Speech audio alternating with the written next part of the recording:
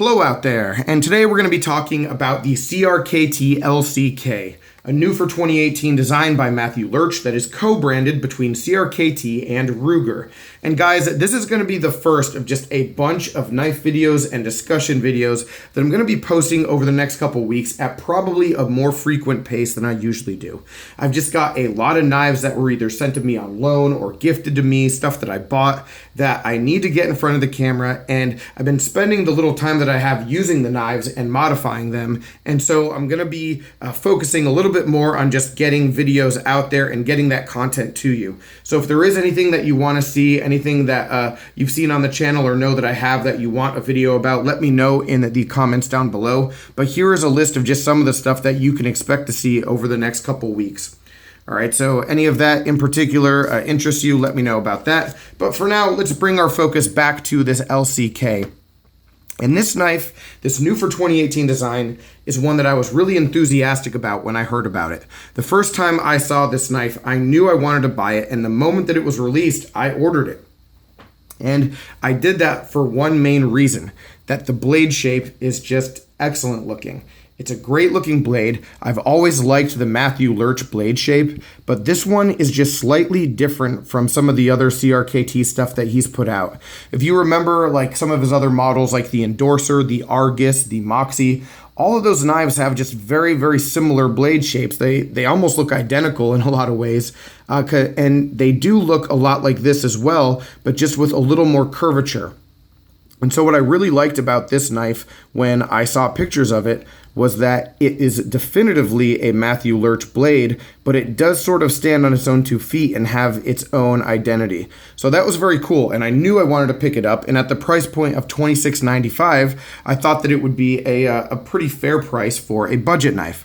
Now, I do have to say that the moment I unboxed this knife, I was underwhelmed. I wasn't happy with it. I didn't like this knife out of the box. It had a bad first impression, and I talked about that on camera. I said that this was going to be a negative review, that I wasn't going to be able to talk very positively about this knife. And that was about a month ago, and my opinion has slightly been adjusted, but I still don't really like the knife that much. I'm not 100% bought in. And the reason for that, the thing that I realized, was that from the moment I saw a picture of this knife, I was comparing it to another model. And that model is the Kershaw Chill. What I wanted was the LCK to be an updated, improved version of the Chill. You know, I saw LCK standing for lightweight compact knife. I figured that it would be about the same size, and it really is. I figured that it would be about the same weight, and we can look at that right now, actually.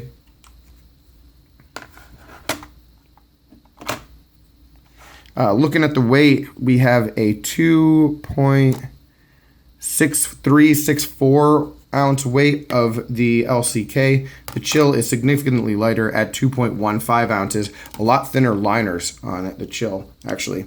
Let's just show you that right here. See, so we just have a general thinness that just cuts a lot of extra weight on the Chill. But the point is here, guys, that I was comparing the knife in my head to the Chill from the get-go. And so when the LCK just failed to live up to an improvement of the Chill, I was just disappointed in it.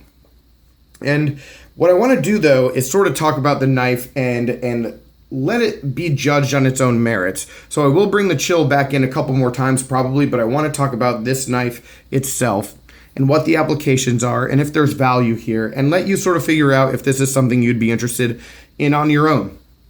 So getting back to the basics of this knife, LCK stands for lightweight compact knife. So you can tell already at 2.6 ounces that it fits the bill in terms of weight, just has a very good weight. And when we're looking at the length, the blade length, the cutting edge at least is right at 3 inches. We do have a little bit extra blade length because of this forward choil, but obviously that is not cutting edge. And then you can see the overall length right here comes in at just around 7.5 inches. So it is lightweight, it is compact. When it's folded up, it is pretty sleek and streamlined. So visually, I mean, it's a very attractive piece. That is not going to change. I really do like the look of the knife. But the functionality of it and some of the other aspects, not really my favorite. and we'll get to all that. Now, when we're talking about the applications for this knife, you can see it just has a very extremely sharp point. Comes to a very acute tip, very good for piercing. My guess is that since this is co-branded with Ruger and it's called the LCK, that this is meant to be like a lightweight backup kind of knife, maybe something to be in a kit, something that a person who's carrying a gun might have as a backup. This certainly looks like it could be used in a emergency kind of tactical sense with the forward choil and a good guard from the flipper in order to pierce with. So a number of applications in that realm, sure, but I think just for EDC it would be a good lightweight EDC as well.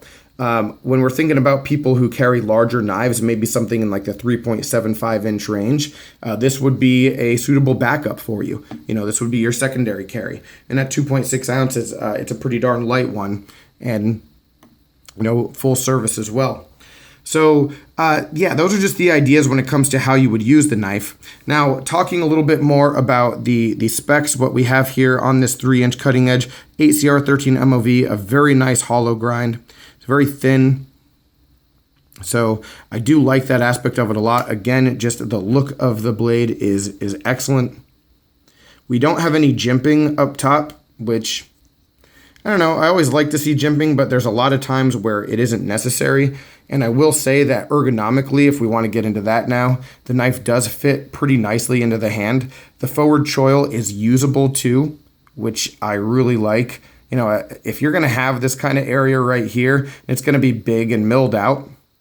You might as well make it big enough for you to choke up on, and you can do that comfortably and safely without cutting yourself on the edge, which is pretty nice. And then also, if you're worried about grip, you can actually squeeze nicely right with that, right between your fingers. You have that flipper, and so you can get a good grip on it, and it is pretty comfortable in this position. Another thing that adds to the ergonomics as we move back are just the ridges on this glass reinforced nylon.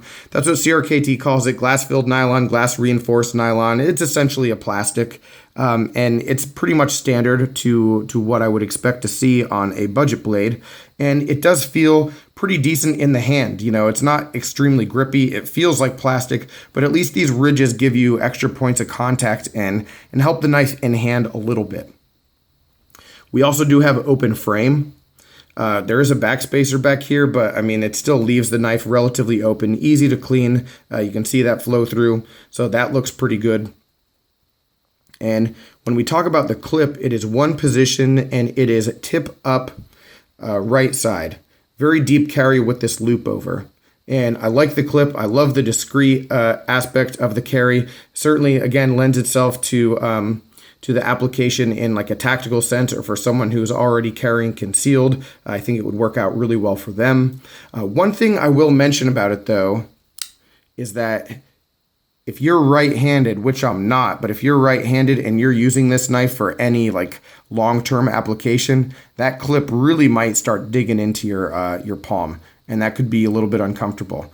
Now, like I said, for most of the applications that I imagine this knife being used for, I don't see this being one of those like using the knife for more than a few minutes at a time kind of designs. So I don't think that would be a big deal. And for me, being left-handed, it's not a big deal at all.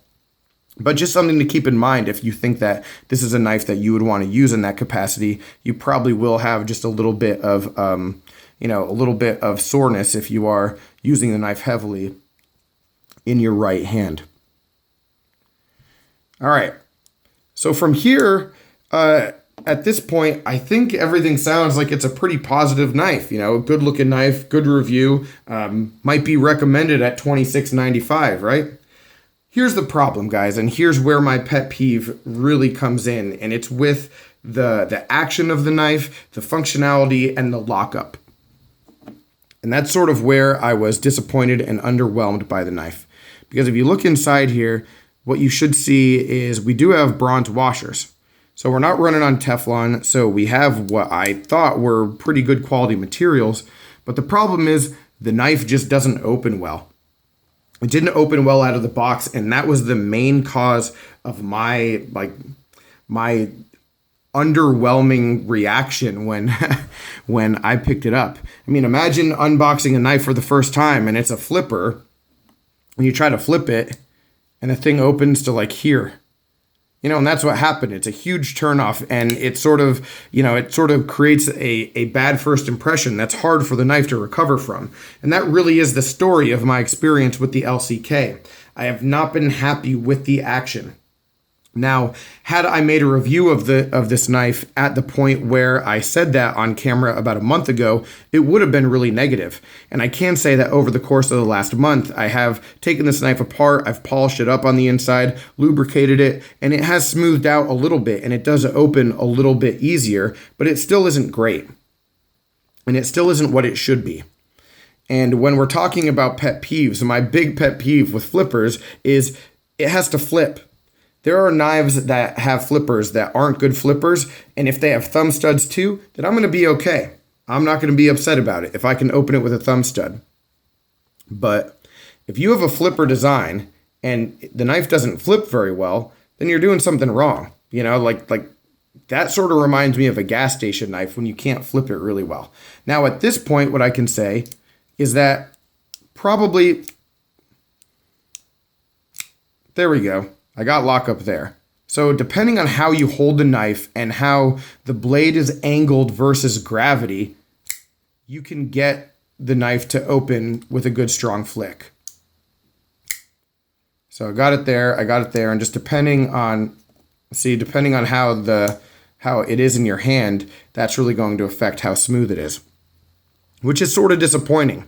Now, the other thing to keep in mind is that there's a big compromise, and the compromise is between blade play and action. Because in order to create, a good amount of like smoothness, I did have to loosen the pivot screw a little bit more, and it did come a little bit loose with a little bit of side to side. Now, I've said previously that side to side blade play is not going to be a deal breaker, and it isn't. It's fine. I don't care for it. I would rather it not be there. But if you were to care about it to the extent that you would want to tighten this pivot screw all the way and keep there from being any left to right wiggle, it would be very, very difficult to open this knife at all. I mean, you would not be able to flip it. There's no amount of lubrication that would make this work. Now, I don't know if that is this particular LCK or if it is an issue that runs through the entire model. I don't know. But what I do know is that I had to sort of find that sweet spot. Every knife has it where, you have the pivot screw just at a certain point and it gives you the best action and best lockup overall that it's going to offer. Unfortunately, with this knife, that sweet spot just is very, very small. So that's the big issue there. And that's the big problem. Hey, it works right there. That's the big problem that I have when it comes to the knife. It was just a huge turnoff. And so when I get back to thinking about this knife, though, versus the chill, the thing that I really wanted this LCK to be was just that upgraded version, that chill that maybe had that forward choil and would be a little bit better in hand. And at $6 more, because the chill can be found at $20 or less brand new now, at $6 more, be a definite upgrade and, just a newer version of a lightweight backup style EDC knife. Unfortunately, it just isn't better than the chill in enough capacities in order for me to recommend it. So getting a knife like this just makes me want to sell people on the chill even more because the chill it's a better knife, I think. And so that's really the crux of my opinion on the knife and where that comes from. Just that I can't separate it from what I think is a better knife in the same category. And so there's no way that I can really recommend it. Is it a bad knife? No. There are way worse ways to spend $26.95 in the knife world. I'll be completely honest about that. But it just isn't the best knife in its category for the price. And so I'm not 100% sure why you would bother with it. Now, it might be just the blade shape. If someone were to say to me, hey, you want to know what? $26.95 for this blade shape is worth it. I'm sold on that 100%. I can understand that argument because it's a great looking blade. But just the whole package just doesn't work for me in comparison to the other stuff that I see on the market. So that's really all there is, guys. That is my take on the LCK. Not a horrible knife, but just not the top of the line in the budget lightweight realm. So that's what I got. Any other questions, comments, complaints, suggestions? As always, let me know down below. I really appreciate your feedback, and I will talk with you soon. Have a good one.